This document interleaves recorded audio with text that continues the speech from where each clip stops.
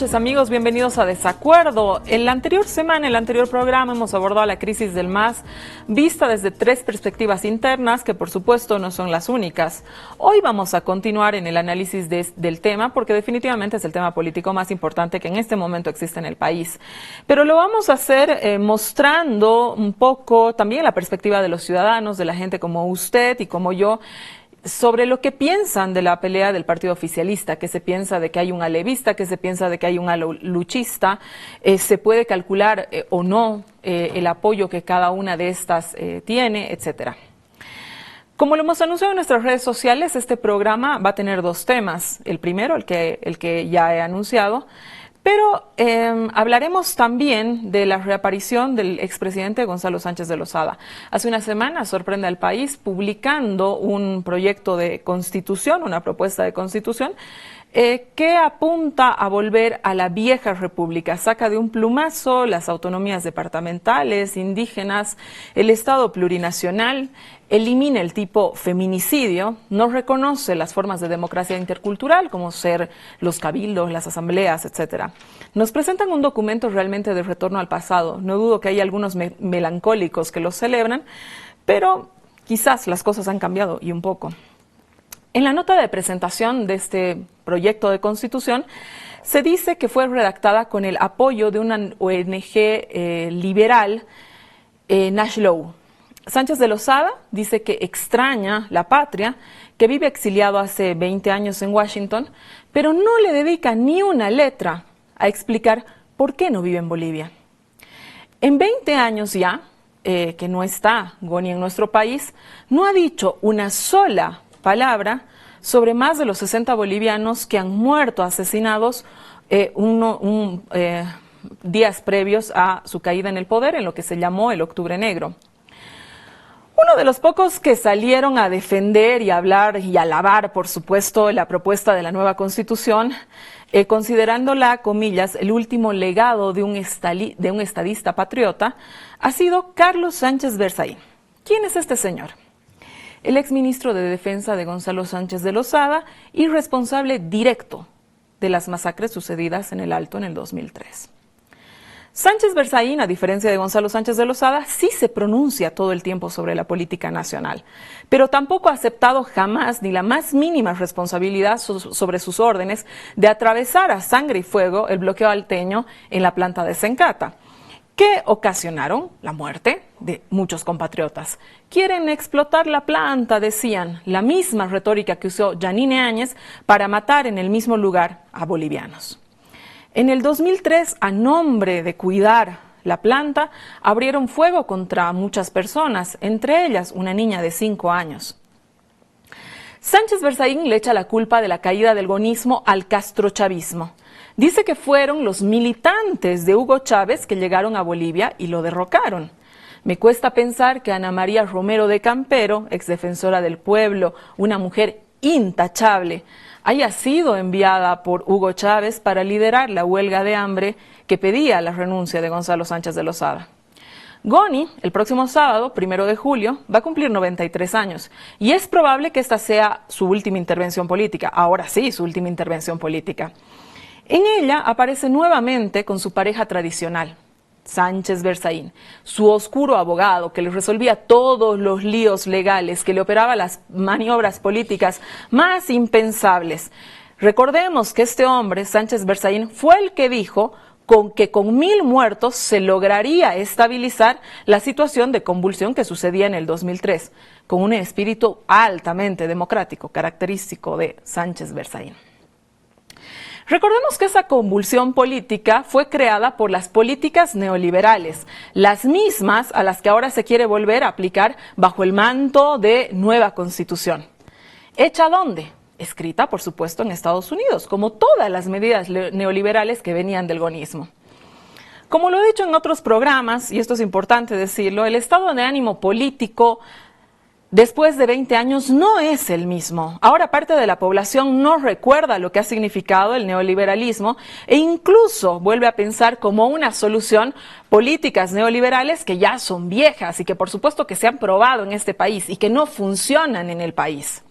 La constitución de Goni viene a recordarnos algo, la actuación de este presidente y del sanguinario compañero Carlos Sánchez Berzaín, que creen que pueden eliminar de un plumazo las conquistas sociales, la tipificación del feminicidio, las autonomías departamentales, las indígenas, porque piensan que ellos y que nadie más son estadistas en Bolivia, que piensan que ellos y que nadie más pueden organizar el país. Creen que pueden venir a lanzar un documento en la prensa y que dirán y que se harán las cosas que ellos indican, desconociendo las luchas de la gente, como siempre, desconociendo de qué está compuesto el país, como siempre, con ideas escritas en Estados Unidos, como siempre. Ahora, me cuesta creer que estas ideas, ¿no es cierto?, sean en las que se crean auténticamente. Si Goni creía en la receta del parlamentarismo, ¿por qué no lo propuso en su modificación constitucional en la década de los 90? Y no lo hizo porque Goni estaba muy cómodo siendo el caudillo del neoliberalismo, pudiendo hacer lo que le daba la gana con el Estado, teniendo al yerno, al yernísimo, como le decían, de vocero, al hermano de contralor, a la hija de viceministra. Por suerte, señores, los tiempos han cambiado y ahora todos tenemos voz y voto sin la necesidad de hacernos matar por decir lo que pensamos. Incluso tienen voz y voto aquellos que, como Sánchez Berzaín, creen que vivimos en una dictadura que permite parar 36 días para probar que vivimos en una dictadura que permite que los medios de comunicación hagan especulaciones financieras, una dictadura donde se discute abierta y públicamente la constitución de un prófugo de la justicia como lo es Gonzalo Sánchez de Lozada. Quédese con nosotros en este programa. Volvemos a este programa, como lo anunciamos, en esta primera parte vamos a hablar de la reaparición del expresidente Sánchez de Lozada. Tengo 3 invitados que tienen diferentes perspectivas. Verónica Rocha, experta en medios de comunicación. Verónica, bienvenida. Hola Susana, un gusto estar acá. Julio Peñalosa, periodista. Periodista redondo, nada más. Sí, gracias. Si no me digas analista, ya te lo he dicho. Cuando dicen analista pienso en Iván Arias y me hace daño. Me siento mal. Bueno, yo te puedo nombrar algunos periodistas, pero lo vamos a dejar para en otro momento. Pues.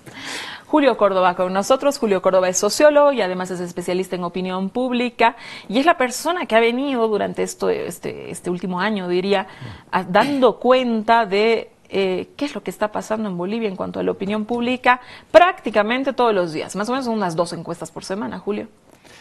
Gracias, Susana. Buenas noches. 2 encuestas por mes.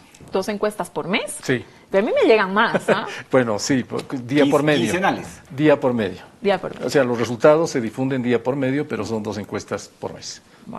Bueno, Julio, de verdad que te lo agradezco muchísimo.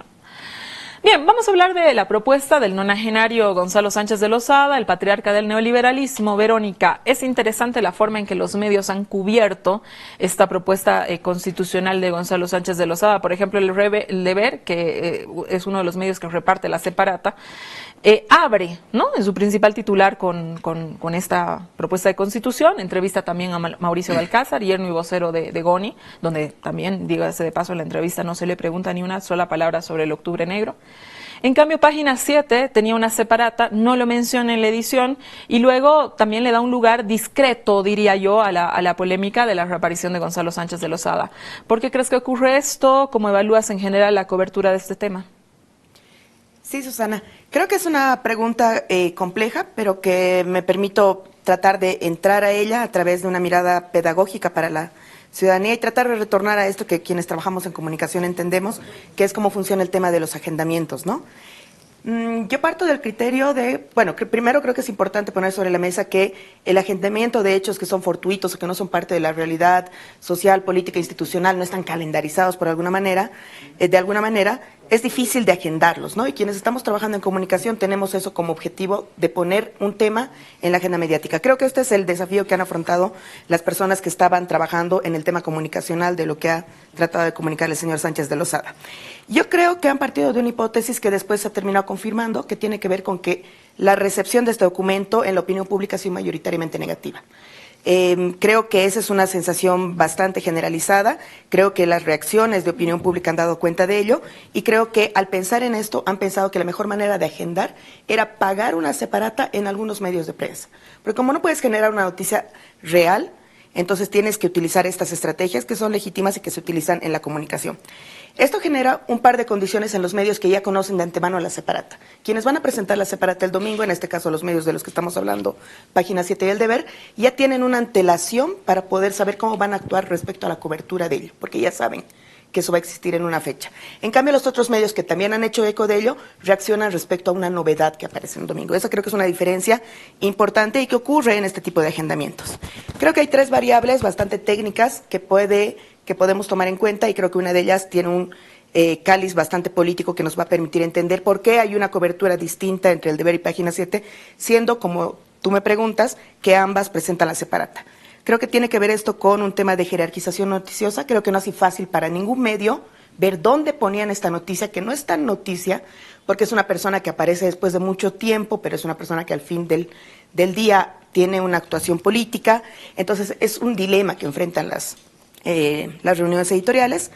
Otra de las variables creo que tiene que ver con las audiencias de estos 2 medios que estamos hablando y otra creo que tiene que ver con la accesibilidad de la fuente. En temas de jerarquización de noticiosa, ya lo he dicho un poco, creo que todas las casas noticiosas han enfrentado el dilema de cómo lo enfrento, le doy bola, no le doy bola, es importante para mi público, no lo es, hay cosas más importantes o no, es relevante la voz de este señor, ¿por qué paga para hacerse ver? Hay muchas preguntas, ¿no? Lo han resuelto las casas noticiosas, creo que en el caso de El Deber y Página 7 concretamente, les resulta muy difícil volver a hacer noticia de esto siendo que ya tiene la separata. Eso no pasa mucho. No pasa mucho que un medio se comprometa con una separata pagada, haga la portada y encima haga una entrevista. Eso es muy complejo porque los compromete demasiado con una noticia. Y ahí me voy a la segunda variable.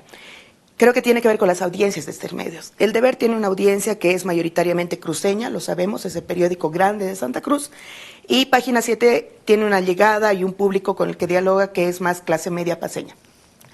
Creo que hay diferentes formas de tomar políticamente la presencia y la voz de Goni en la Santa Cruz de hoy y en la clase media paceña que ha atravesado también en su momento todo el conflicto que significó los conflictos del año 2003.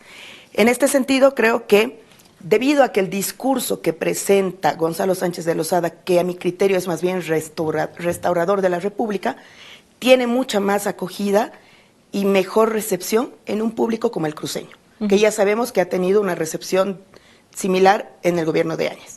Entonces creo que es una mejor recepción que la que podría tener la clase media paceña. Y finalmente, para cerrar, la accesibilidad a la fuente, creo que por estas mismas razones El Deber puede tener un mejor acceso a la fuente, que en este caso es Mauricio Balcázar.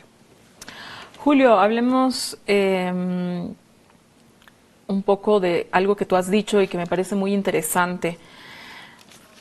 ¿Tú crees que ni siquiera entre el 85 y el 97, cuando ha sido el auge del neoliberalismo en Bolivia, la población olvidó los valores estatistas y nacional populares que venían de la Revolución Nacional? Así lo has escrito. Que vieron siempre en las reformas privatistas con cierto rechazo y cierto escepticismo de esas promesas que la privatización nos hacían, que mejorarían las condiciones de vida en general del país. Sí, bueno, así es. Si hacemos algunos cálculos a grosso modo, vamos a encontrar, por ejemplo, que en la elección de 1993, donde el discurso de Goni tuvo mayor repercusión en términos electorales, los votos que respaldaron a los 3 partidos sistémicos de entonces, que eran el MNR, el MIR y ADN, representaron aproximadamente un 38% del total aproximado de personas mayores de 18 años en edad de votar. Había un montón de personas que no se inscribían, que no votaban, porque no veían que las elecciones cambiaran su vida. Entonces, en total, la suma de los votos de los 3 partidos en el año 1993 reflejaban aproximadamente el 38%, algo así como cerca de 227,000 personas, grosso modo. Si hacemos una comparación con el momento de mayor irradiación del discurso del MAS, que digamos era el 2014, haciendo un cálculo encontramos que en ese año los votos del MAS del 2014 representaban cerca del 52% de las personas mayores de 18 años y que en términos poblacionales significan 4.600.000 aproximadamente. Sí, estamos hablando de una diferencia enorme. Así que en la etapa neoliberal de los 80 y 90, no cabe pensar que el discurso dominante era el neoliberal, había mucha resistencia social. traducida en también una resistencia electoral. En esos años, muchos sectores populares, especialmente de Occidente y principalmente en La Paz, expresaron su protesta contra el discurso neoliberal de los partidos sistémicos a través de votos, ¿no?, como de Condepa y de UCS. Y de hecho, incluso alguna votación, por ejemplo, del MNR era dividida, es decir, habían votos rurales del MNR, pero con consignas del 52 estatistas, claro, y una fuerte corriente gonista urbana de clase media, ¿no?, de Occidente y de Oriente. Así que la irradiación electoral del discurso del gonismo y de los partidos sistémicos en la etapa electoral nunca pasó del 40%. Hubo una resistencia social, una resistencia electoral y una resistencia movilizada que tenía como memoria, como tú bien lo has dicho, las banderas del 52, el estatismo, la centralidad del Estado, que resurge pues hacia el año 2002 y hacia el año 2005 y que se traduce de alguna manera en el voto hacia el MAS, ¿no?, que algunos analistas han interpretado como un nuevo MNR con rostro indígena, si se quiere. Julio, hablemos del contenido de la propuesta de constitución de Goni. No hablemos. Se plantea un presidente y un primer ministro, y que el presidente nombre cargos judiciales y electorales. Luego, quien deba gobernar es el primer ministro, porque se trata de un sistema parlamentario el que propone.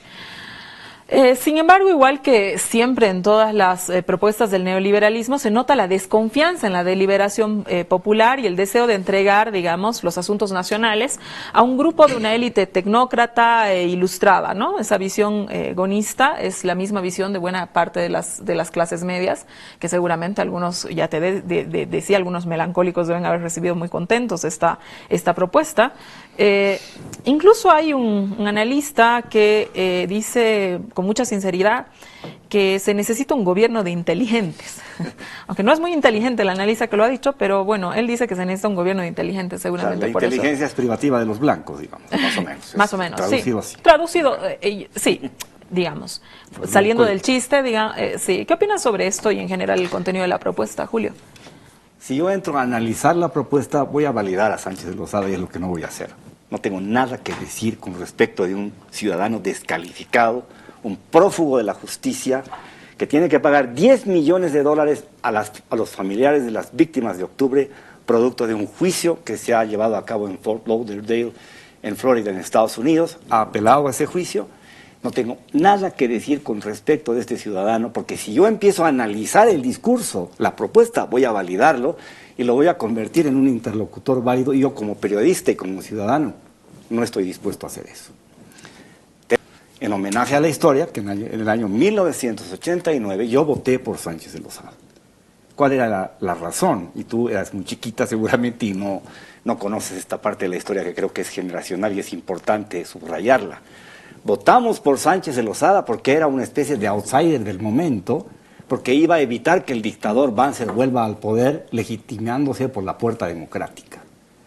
Y en ese sentido tuvimos muchísima ilusión con que Sánchez de Lozada era la expresión del cambio en el país, a pesar del neoliberalismo, a pesar de su formación anglosajona, a pesar de lo que estamos viendo ahora. Su discurso es restauración conservadora y no es otra cosa, pero resulta que al final de cuentas, el propio Sánchez de Lozada, pasados los años, quiso comprar votos del general Banzer. Me lo contó Banzer en lo personal, me dijo, me quiso comprar, y el año 89 por eso hicimos presidente a Paz Zamora. Traducción, Sánchez de Lozada creía que con su dinero se podía hacer todo. Y Sánchez de Lozada tuvo una visión siempre patrimonialista, terrateniente, oligárquica, típica de un hombre el empresariado privado vinculado a la minería mediana, que en ese momento tenía una importancia muy grande en la economía boliviana.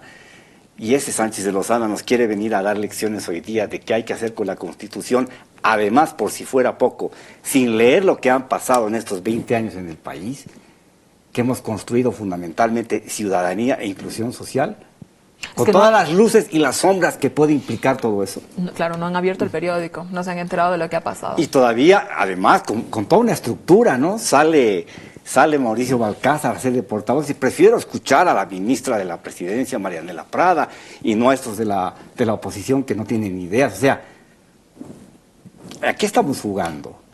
Que le conteste a Sánchez de Lozada o que analice el discurso de Sánchez de Lozada el vicecanciller de Yanine Áñez, Manuel Suárez, secretario privado de Sánchez de Lozada, que él haga un análisis y él lo conoce. Él podría hacer un análisis muy interesante y muy preciso porque conoce a Sánchez de Lozada, estaba a unos metros de su despacho cuando era presidente. Que lo analice Carlos Mesa, que no ha dicho ni una sola palabra con respecto del tema, que por $1 millón compró su candidatura para vicepresidente y gracias a esa candidatura finalmente Mesa terminó siendo presidente del país durante 2 años. Que ellos pues digan algo, ellos que lo consideran el gurú del neoliberalismo. ¿Qué nos ofreció en la primera vez de campaña? 250,000 empleos, nunca hubo. El plan de todos, nunca hubo. Inclusión, nunca hubo. Hubo democracia pactada y repartija del poder, eso hubo. 3 partidos grandes, ADN, MN, Remir, 2 o 3 partidos más chicos, con DEPA, UCS y el MBL, y esa es la democracia que se construyó, que efectivamente tiene logros significativos, que hay que reconocerlos, que construyeron un sistema institucional que no se puede dejar de lado en el análisis, pero que partía de un presupuesto en la medida en que el país era de unos cuantos y no de todos. Y cuando viene el MAS a sustituir una izquierda que se aplazó en los años 80, los años 70, bueno, también quedó desplazada esa izquierda que se acercó a Sánchez de Lozada, el MBL, el PC1, pregúntenle a Chunca Gutiérrez, pregúntenle a varios de ellos, a Roger Cortés. Todos ellos más o menos manejan un discurso parecido hoy día. Esos de izquierda hoy día no tienen nada. Entonces ellos pues que hablen de Sánchez de Lozada, pero yo como periodista, validar el discurso de un prófugo de la justicia, de un asesino, no lo voy a hacer. Bien, quédese con nosotros, vamos a entrar a analizar cuál es el conflicto del MAS. Efectivamente, como lo decía Verónica Rocha, quizás la propuesta por Sánchez de Lozada, en términos generales, ¿no? Yo he escuchado varios análisis, incluso salido de varios analistas cruceños señalando que pues el desconocimiento, por ejemplo, de las autonomías departamentales, y a mí sinceramente lo que más me llama la atención es que hoy, después de 20 años, se haga una propuesta constitucional cuando murieron 67 personas bajo el manto de ese gobierno, ¿no es cierto?, bajo la instrucción de ese gobierno, que precisamente lo que pedía era una nueva constitución política, llega 20 años tarde, sin abrir el periódico. Quédese con nosotros, volvemos para hablar de los temas de la división del MAS. Volvemos, división del MAS, mirada externa. Julio, tú has hecho Julio Córdoba, has hecho varias encuestas sobre la situación del MAS y quisiera que me digas cómo ve la gente común, ¿no? Esa gente que nos está mirando, tú y yo, el común. Las peleas del oficialismo, danos tus principales hallazgos y si quieres apoyarte en algunos cuadros, los podemos ir presentando, los mandas, por favor. Muy bien, gracias Susana. Aprovecho para comentarte que hoy precisamente estamos cumpliendo 1 año de publicar estas encuestas quincenales con una frecuencia interdiaria en nuestra página web. Entonces, me parece una buena manera de celebrar nuestro primer año. Te celebro, Julio. Sí, muy bien, gracias. Bien, entonces, quisiéramos compartir con la audiencia algunos esquemas más cualitativos que cuantitativos, pero que nos dan cuenta de la percepción de la ciudadanía. Aquí tenemos en pantallas el primer esquema, en el cual partimos del voto en las elecciones del 2020. Grosso modo, tenemos un 45% de personas que votaron por la oposición, sobre todo clases medias, con una inclinación más en tierras bajas que en tierras altas, pero en general las clases medias. Y el otro lado está compuesto por el voto más popular, de clase baja, pobreza, sobre todo de tierras altas, ¿no?, que es el 55%. Lo que hemos identificado en este año de encuestas, vamos con la diapositiva 2, por favor, es que el sector opositor que ha votado contra el MAS en el 2020 se ha consolidado durante estos meses. Incluso volvamos a la diapositiva 2. Exacto, esa es. Entonces, el sector opositor se ha consolidado, este sector que ha votado contra el MAS el 2020, desaprueba la gestión del presidente de una manera consolidada, muy fuerte, con mucha convicción, digamos, ¿no? Pero lo que ha cambiado desde el 2020 a la fecha es el sector de clases bajas de Occidente, tenemos ahí, se ha dividido en dos, si tú quieres, los que aprueban al presidente y los que se han desilusionado de Arce, que son un 20%, que son sobre todo de sectores populares, ¿verdad? Entonces, y tenemos un 20% de indiferentes, de decepcionados. Es en el sector popular que hubo este debilitamiento, esta postura de desapego, de distanciamiento del gobierno de Arce. Vamos con la diapositiva 3, por favor, que es un poco más compleja, pero vamos a ser lo más sintéticos posibles. Aquí estamos sobreponiendo la intención de voto de mayo del 2023 y me voy a centrar únicamente en el sector popular de Tierras Altas, que es lo que nos interesa ahora. En este voto de sectores populares tenemos como que una diversificación, una diversidad de opciones, Arce con un 13%, Evo con un 14%, que está conformado entre algunos votantes de Arce y algunos desilusionados del gobierno de Arce. Y fíjense ustedes, en este mapa tenemos un 14% de votantes de sectores populares que no apuestan ni por Evo ni por Arce, sino básicamente por un candidato nuevo del MAS. Este ya es un dato que nos parece relevante, que debe ser tomado en cuenta. Hay una diversidad y una dispersión del voto cuando tenemos esta figura. Vamos a la diapositiva 3, por favor. Volvamos a la 3, ¿no? Sí. Ya, la siguiente, por favor. Ok, entonces, ¿cómo perciben estos segmentos sociales y políticos el conflicto dentro del MAS? Para los opositores de clases medias, el conflicto dentro del MAS es algo que no les interesa, les da igual exactamente Arce que Evo Morales. Son los mismos, autoritarios, corruptos. Ese 45%, digamos. Ese 45%. Sí, asumen una postura de distancia emocional, ¿no? No les interesa, rechazan a ambos por igual y con la misma fuerza. En cambio, en los sectores populares perciben que la pugna entre Arce y Evo es básicamente una pugna por la candidatura. Tampoco se inclinan, tampoco tienen un héroe y un enemigo, un villano. No es que los que votan por Evo dicen que Evo es el gran héroe y el que traicionó los principios de la Revolución Democrática y Cultural es Arce, y viceversa. Los votantes de Arce tampoco mencionan que Arce, digamos, es el buenito de la película y Evo lo está atacando. No hay esa parcialización dentro de los votantes del MAS. Simplemente perciben que es una pugna por la candidatura, y esa pugna por la candidatura hace que el MAS se parezca cada vez a los partidos tradicionales, donde hay pugnas de poder, donde hay corrupción, donde hay lucha por pegas.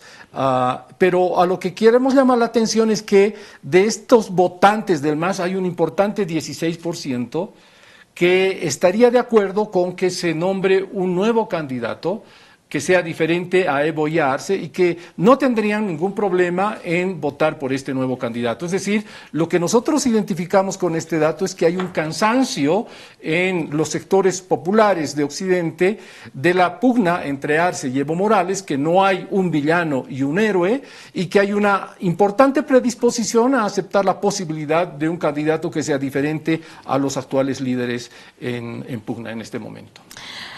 Te voy a hacer, ya nos has dicho, yo te quería preguntar cuánto apoyo popular calculabas que tenía cada una de las fracciones. Está clarito. Digamos, más 13, 12, digamos, tenía ambos, ¿no? Sí, o sea, hay una diversidad. Puede haber un margen de error, digamos, pero es 13, uno, 11 el otro, lo dejamos en media 12 y 16 que quiere algo nuevo. Ahora, ¿qué puede pasar en las elecciones si hay dos candidatos que se reivindiquen como proceso de cambio? Porque evidentemente no puede haber dos candidatos del MAS en una elección, sino que dos, digamos, se reivindiquen como parte, ¿no? del proceso de cambio. Bueno, lo que nosotros hemos identificado en nuestras encuestas es que en general las personas votan no tanto por una consigna abstracta, como es el proceso de cambio, sino tienden a votar por una persona, por un líder, ¿no? Entonces tenemos votantes por Arce, que sobre todo son los segmentos superiores de las clases bajas, es decir, son los beneficiarios de las políticas de Evo Morales, los que han accedido a la universidad, los que han tenido mayor educación, un empleo un poco más estable. Estos segmentos que han mejorado sus condiciones de vida de los estratos populares tienden a votar por Arce, ojo. En cambio, los sectores más pobres, más rurales, de los valles, tienden a votar por Evo Morales. Pero, por lo tanto, digamos, el voto es por los líderes. Si se presentaran en las próximas elecciones estos dos candidatos, tal como están las cosas, probablemente obtendrían este tipo de apoyo electoral. Es decir, no importa si ambos se reivindican como los genuinos portadores del proceso de cambio, eso es indiferente, sino que los sectores con un poco más de nivel de instrucción votarían por Arce, los sectores más pobres por Evo Morales, y un gran sector estaría esperando un líder nuevo dentro del mundo popular para votar por él. ¿Alguna explicación de esa reacción? Bueno, la explicación es que tenemos los sectores más pobres, que varios de ellos siguen votando por Evo Morales, porque Evo Morales sigue representando para ellos el concepto de inclusión, de no discriminación, ¿no?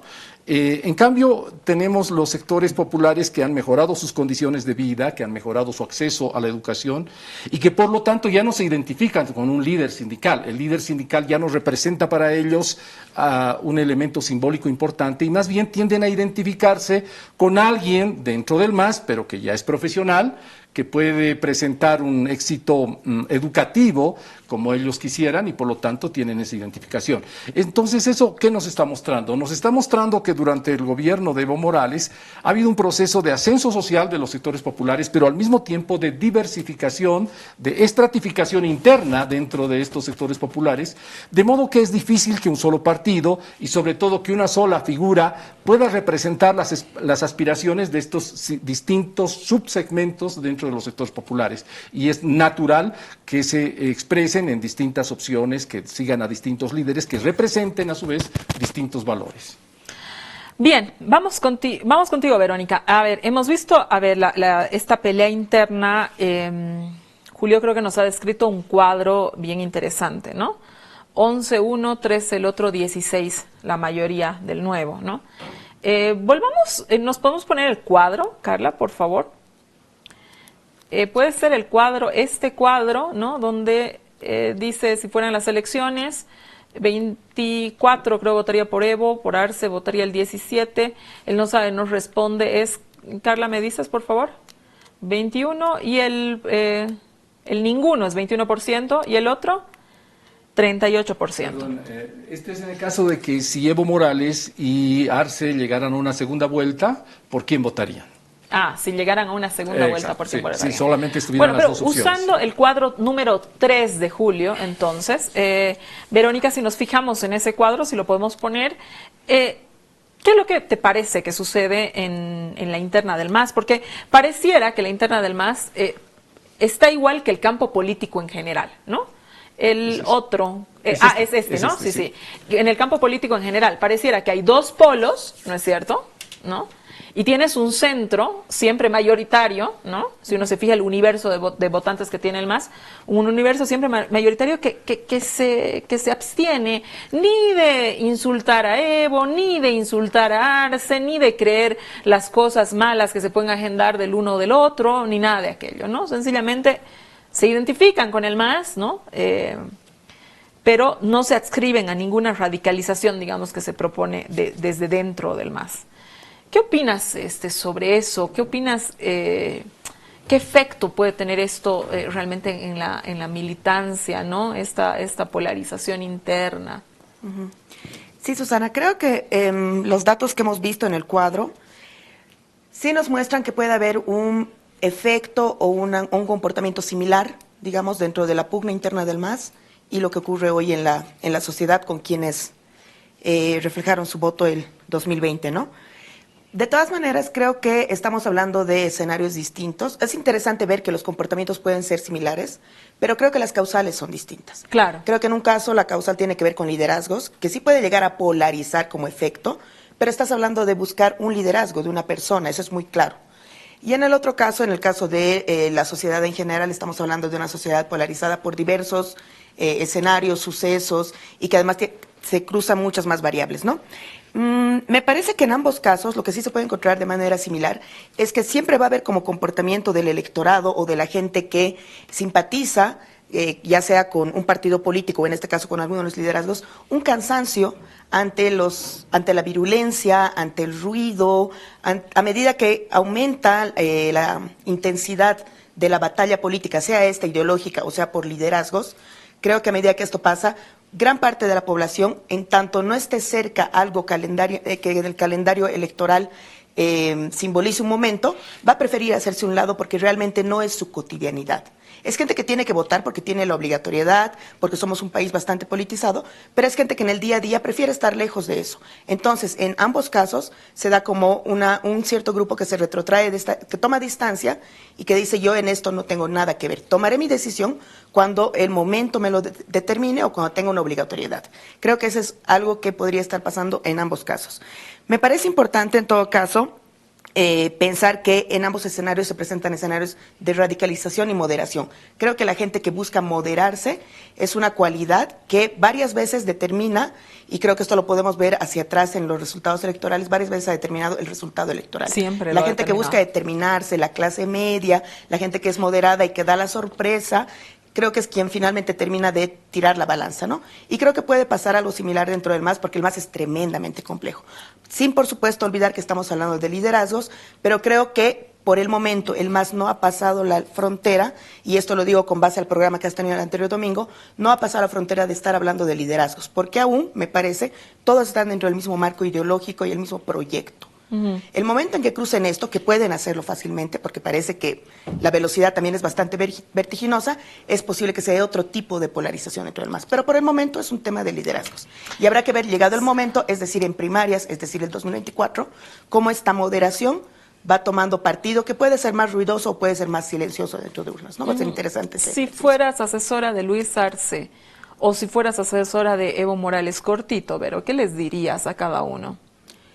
Yo creo que les diría que no se olviden que gran parte de la izquierda está representada en el proyecto político y el partido institucionalizado más importante del país en este momento, que tiene el tinte de izquierda con toda la pluralidad que puede tener dentro, y que es importante pensar en cómo se va a reflejar el espectro político democrático en las próximas elecciones, el año 2025. Porque si se quedan de manera endógena dentro de sus peleas y buscando el liderazgo, y esto se extiende más de lo necesario, más de lo políticamente aceptable, creo que van a terminar haciendo que quienes optan por esta opción política, ya sea por una afinidad o por el momento político o simplemente por pertenecer al gran bloque popular o de izquierda, puedan buscar otra opción, puedan buscar el no me importismo, puedan anular su voto y finalmente esto pueda generar otro tipo de resultados, ¿no? Creo que es importante que se planteen que no van a volver al mismo espectro político que hace años. El espectro político va a cambiar bastante y creo que es importante que el MAS se haga la pregunta de qué proyecto va a proyectar el país, dónde va a estar ubicado y qué tipo de izquierda le va a ofrecer a este país. Julio, en el anterior programa que he tenido dentro del MAS, cuando se habla de la causa de la división real, no he logrado tener una respuesta concluyente. Acabo de tener la de Julio, de Verónica, estamos hablando de una candidatura, etcétera, ¿no? Pero sí, digamos, los tres entrevistados señalaban que no existen razones ideológicas. Bien, si no existen razones ideológicas, ¿qué concretamente divide al MAS? Yo voy a tratar de ser concluyente y no sofisticar el análisis. Aquí está pasando simple y llanamente que hay un líder histórico que está en carrera electoral, que se llama Evo Morales, que ni siquiera quiere ser candidato, quiere ser automáticamente presidente, porque da por descontado que va a ganar la elección. Y él ha personalizado la pelea política contra el gobierno, que es de su propio partido, contra el presidente que él ha nominado como candidato y que hoy día es su principal enemigo político. El principal enemigo político de Evo Morales no es Camacho, no es la derecha, no es Mesa, no es el imperialismo, es el gobierno de Arce y algunos ministros respondones como del Castillo o Iván Lima. Entonces, alguien me dijo hace 2 años, alguien que conoce muy profundamente la psicología de Evo Morales, Evo va a incendiar la pradera, pero va a ser candidato. Cueste lo que cueste, aunque eso signifique la ruptura definitiva, la atomización y la división inexorable del MAS. O sea, el MAS se va a romper. Yo de hecho creo que el MAS está roto en este momento, pero creo que ha desnaturalizado su debate ideológico porque se ha convertido en una discusión cupular, y cuando lleguemos a escuchar a las bases, cuando lleguemos al Congreso del MAS, ahí se van a dilucidar una serie de elementos que nos van a permitir vislumbrar un camino. ¿Crees que se puedan dilucidar en ese Congreso del MAS? Se van a tener que dilucidar porque tiene que haber alguna regla de juego en la cual basarse para tomar decisiones. Bueno, los datos están siendo claros, Julio. El 16%, este es del universo masista. El 16% del total de los entrevistados, ¿no? Bien. Sí, dentro del universo masista estamos hablando, si solamente tomamos en cuenta los votos por el MAS, estamos hablando de cerca de un 20-25%. Incluso crece. Hay un elemento más. El gobierno, Arce Catacora, el legislativo, el propio Choquehuanca, está siendo bastante cuidadosos en el manejo de la palabra, la discursividad, la retórica, no insultan, no entran en la confrontación, en la personalización en la que sí ha entrado Evo, porque Evo cree que es por ahí. Porque me da la impresión, y me parece que eso es una lectura cotidiana de la calle, de que el gobierno está empeñado en llevar adelante gestión pública, y porque tiene que gobernar y porque hay prioridades y necesidades del país. Estamos nada más que a la mitad del mandato de Arce Catacora. Tiene que pasar todavía muchas cosas, tenemos que pasar muchísimas instancias para llegar a elecciones, pero está clarísimo que aquí el tema central es que Evo Morales da por descontado que va a ser candidato, da por descontado que va a ser presidente, y ese es el elemento central que da lugar a esta discusión y a esta crisis que está viviendo profundamente el MAS, no es otro. El caudillismo, Julio, ha sido la característica de la política boliviana. De hecho, Zabaleta Mercado decía, en Bolivia el caudillo es una forma de organización de masas. Sí. Nacional Popular. Claro, y el sistema entra en crisis cada vez que hay que renovar el caudillo. Lo mismo ocurrió en el MNR, Paz Zamora no quiso retirarse, los candidatos que lo tenían que suceder se pelearon entre sí.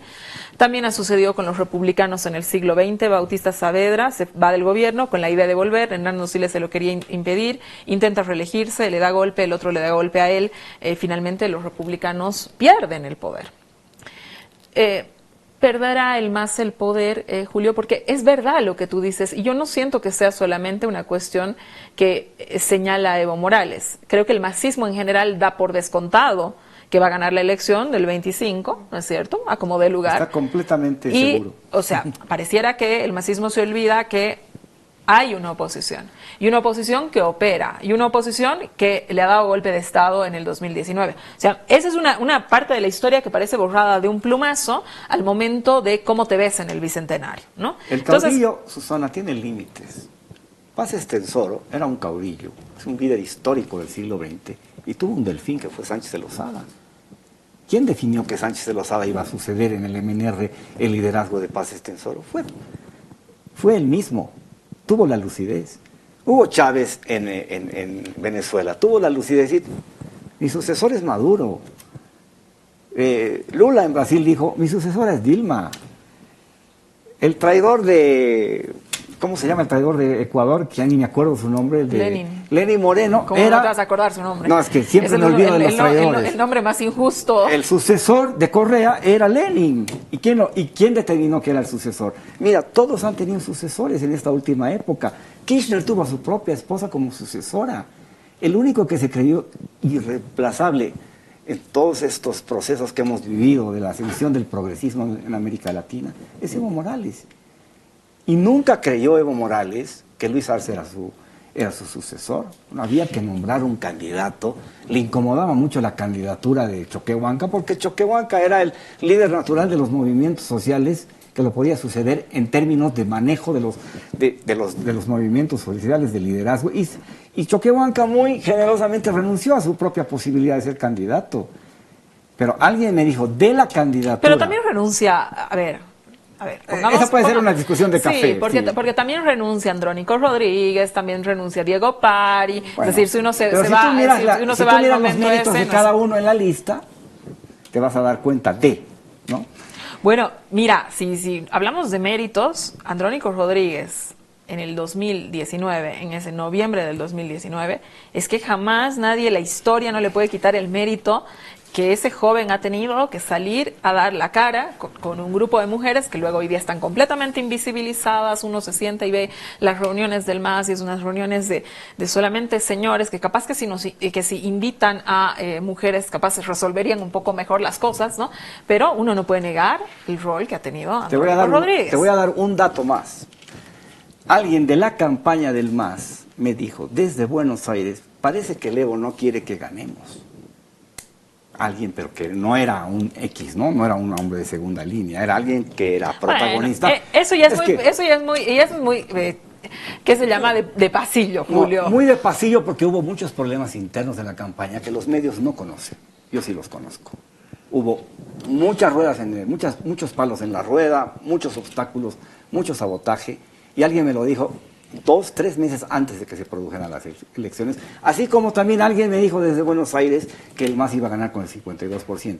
Ese partido que no cree en las encuestas, que en realidad yo creo que es el que más cree en las encuestas, porque esas encuestas le han permitido hacer campaña de la mejor manera. Bueno, a mí, ¿sabes quién me dijo que el MAS iba a ganar con el 55% que alguna vez 52 era? me dijeron a mí, y era un a mí con el margen de error mínimo. 56, bueno, de hecho decía 56%. Lo decía Raúl García Linera, que había hecho un cálculo, ¿no? Sí. Basado en lo que decía la encuesta, sí, en lo que no decía la encuesta y no sé qué cuestiones, y él decía, es que va a obtener el 56% de los votos. Y yo decía, ha enloquecido completamente. Se equivocó por un punto. Pero se equivocó por menos de un punto. Sí, y el otro se equivocó por 3, pero más o menos estaban en el rango de los 50 y tenían en cierto sentido razón. Resumen, Evo Morales quiere ser presidente, ni siquiera candidato, porque él da por descontado que gana la elección. Esa es la madre del cordero y la pelea del MAS, no es otra. De acuerdo, Vero, chiquito, para cerrar el bloque. Yo tomo un poco con lo que cierra Julio, es la pelea del MAS. Exacto. Y no tienen que dar por sentado que ganada esa pelea está per se del gobierno. Hay un campo político, hay mucha derecha haciendo batalla no institucionalizada, haciendo mucha batalla cultural en Santa Cruz. Batalla cultural, la batalla cultural, Verónica, y acá claro, están pensando hasta que alguien la nombra. En quién la va a ¿La huipala o la tricolor? Julio, cerramos. El problema de Evo Morales es que tiene un alto porcentaje de personas que tienen una opinión muy negativa de él. Es decir, el porcentaje sobrepasa el 65%. Y con esos niveles negativos es difícil que una persona pueda llegar a ser presidente. Por lo menos Arce tiene un Pero Julio, menor nivel de tú que eres el experto negativas. en datos, sí. Evo Morales tenía más de 60% de datos antes de la elección del 2005. Es decir, Evo Morales tenía una favorabilidad del 35% como techo y logró romper ese techo en el 2005 con para llegar a... negativos del 60%. Los negativos eran del 60%, pero no eran negativos fuertes. O sea, tú tienes que diferenciar entre negativos y muy negativos. Y los muy negativos no eran un porcentaje que tenía su peso. Ahora sí, los muy negativos sobrepasan el 35%. Tiene un nivel de rechazo muy fuerte como para poder romperlo si es que no pasa alguna hecatombe, difícilmente va a llegar a ser presidente por voto popular. Los negativos que acumula Evo Morales a partir del 21 del 2016, otro tipo de negativos, que ahora inciden de otra manera en su imagen y en su proyección.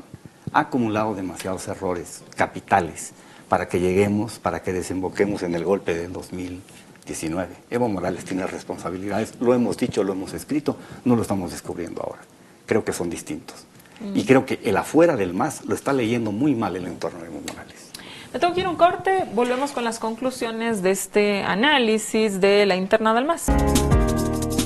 Volvemos, interesantísimo programa, hemos evaluado en la primera parte el tema de la resurrección de Goni y su propuesta anquilosada de constitución. Segunda parte, mirada externa de la crisis interna del MAS. Vero, para cerrar, una conclusión.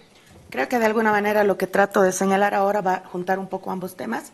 Creo que es importante pensar el tiempo político más allá de los tiempos electorales, a pesar de que estamos a la vuelta de primarias, y creo que es necesario que quienes están en el campo político se hagan la pregunta de si quieren ganar elecciones o quieren ganar sentido común. Porque al momento que lleguen las elecciones, posiblemente quienes han estado trabajando continuamente en el sentido común den algunas sorpresas que las conocemos en Bolivia. Julio.